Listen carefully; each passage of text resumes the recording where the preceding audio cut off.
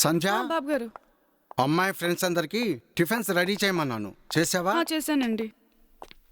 వేరా అమ్మాయి ఇంటికి వచ్చి గంట సేపు అవుతుంది. స్టేషన్కి వెళ్ళమన్నాను, ఎక్కడికి వెళ్ళావరా?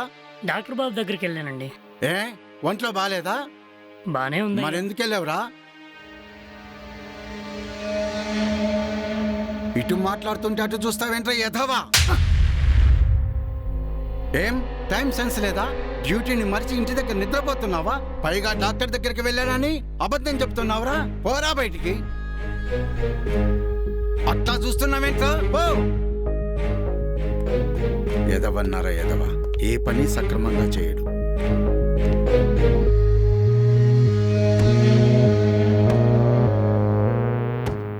అంత కోపంతో కొట్టి అంత తప్పేం చేశాను. మళ్ళీ ఏమైంది వీడికి?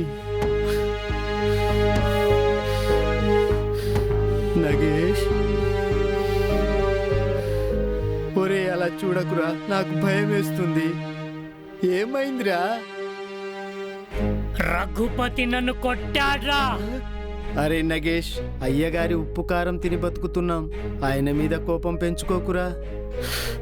రఘుపతి చూస్తా.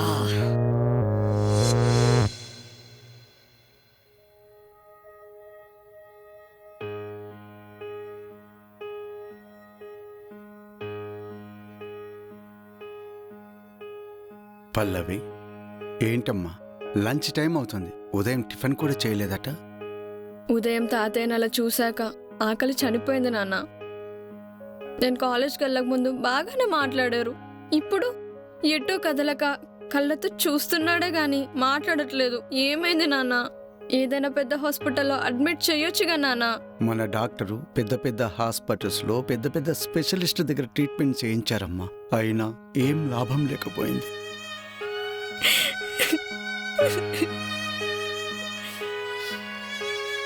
తాతయ్యకి ఇలా ఉందని తెలిస్తే ఇదిగో నువ్వు ఇలా అయిపోతావని చెప్పలేదు. పద భోజనం చేద్దాం. రామ్మా, రేపు నీ బర్త్డే, అన్ని ఏర్పాట్లు చేయించాలి. చిన్నప్పటి నుంచి ప్రతి బర్త్డేకి తాతయ్యే నా చేయి పట్టుకొని కేక్ కట్ చేయించేవారు. ఇప్పుడు ఈ పరిస్థితుల్లో తాతయ్యని చూసిన తర్వాత బర్త్డే చేసుకోవాలని లేదు నాన్న. అమ్మాయి గారు, మీరు ఇలా ఉంటే మీ ఫ్రెండ్స్ అంతా ఏమనుకుంటారు? మీరు హ్యాపీగా బర్త్డే చేసుకుంటే వాళ్ళు కూడా హ్యాపీగా ఉంటారు. తాతయ్య గారికి ఏం కాదు అమ్మాయి గారు, నయమైపోతుంది. అవును పల్లవి, తాతయ్య గారు నడవలేకపోయినా మాట్లాడలేకపోయినా కనీసం మనల్ని చూసి గుర్తుపట్టగలుగుతున్నారు. ఆయన కళ్ళ ముందు మనం హ్యాపీగా కనిపించాలి, అప్పుడే ఆయన ఆరోగ్యం కుదుటపడే అవకాశం ఉంది.